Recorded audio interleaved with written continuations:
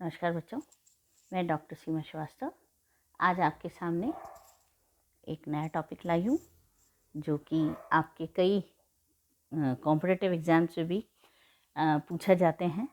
कोशिश ऐसे ही करते हैं हम लोग कि आप लोगों को ज़्यादा से ज़्यादा ऐसे टॉपिक्स बताएं, ऐसी उस पर सब्जेक्ट्स पे आप लोगों को नोट्स दें ताकि आप ज़्यादा से ज़्यादा उसका फ़ायदा उठा सको।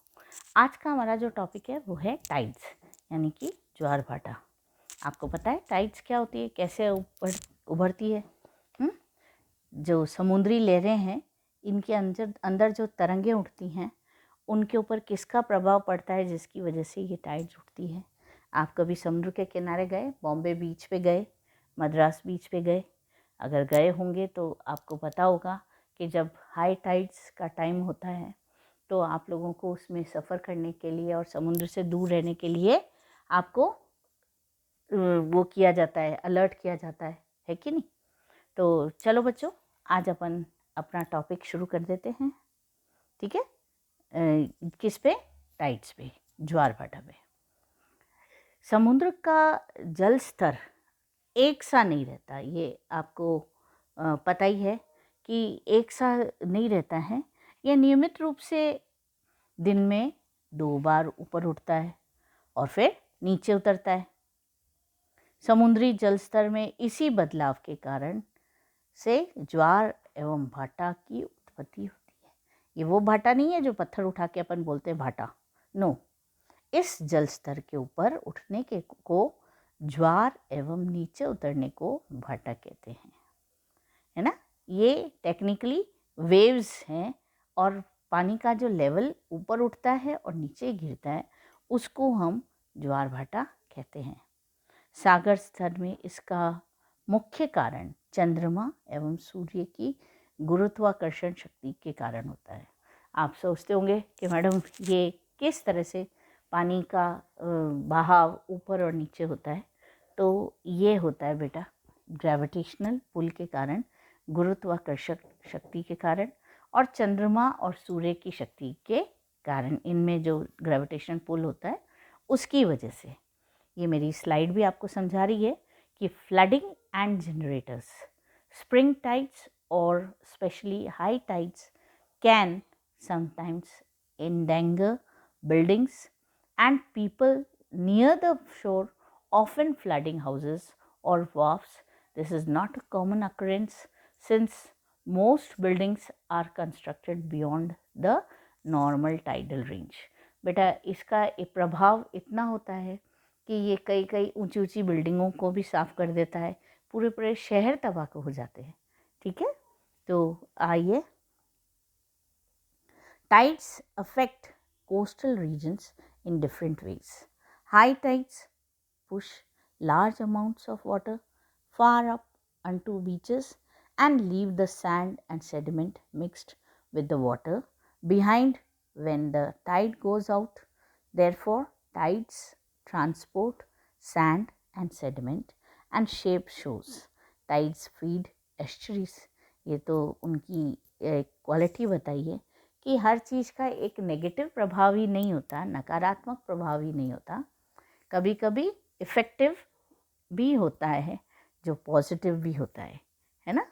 तो ये देखिए आप डायग्राम में, है ना?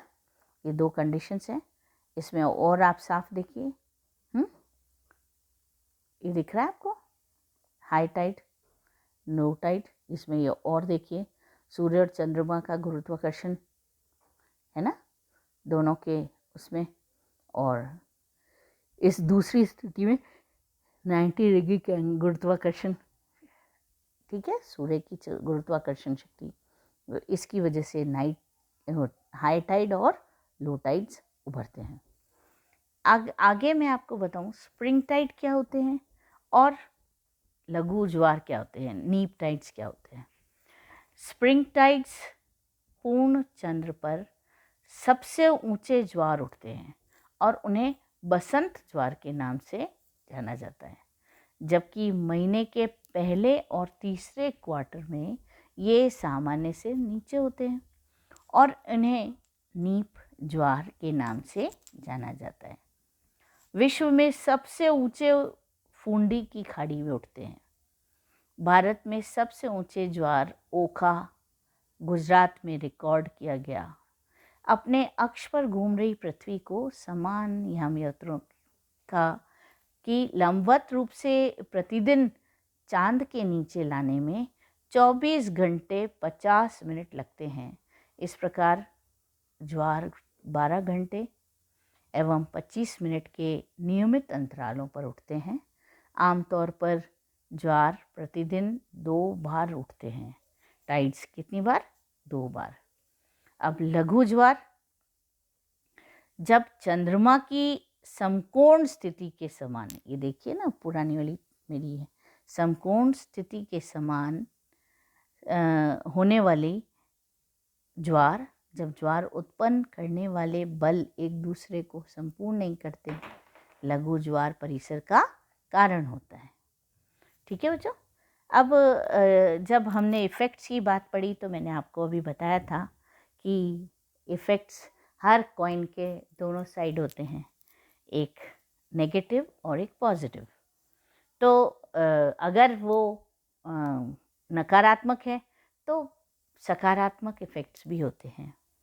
ठीक है, तो हम इन दोनों इफ़ेक्ट्स को एक बार फिर रिवाइज करते हैं कि ज्वार भाटा के इफ़ेक्ट्स क्या होते हैं। ज्वार भाटा का मानव और समाज के लिए अत्यधिक महत्व है। ज्वार से उथले पत्तनों के जल की गहराई में वृद्धि होती है और कुछ पत्तनों के उथले प्रवेश को जलयानों के लिए भी काम में लिया जाता है। वो सुगम बना देते हैं रास्ते को। इस प्रकार पत्तनों को उच्च ज्वार के समय जहाज़ों के लिए सुलभ बनाते हैं। इसके अतिरिक्त खाड़ियों के प्रवेश को खुरचते हैं। नगरों तथा उद्योगों से लाए अवशिष्ट पदार्थों को जल मार्ग से हटाते हैं और नदियों द्वारा महासागरों में पंख, अवसाद तथा गाद को वितरित करते हैं।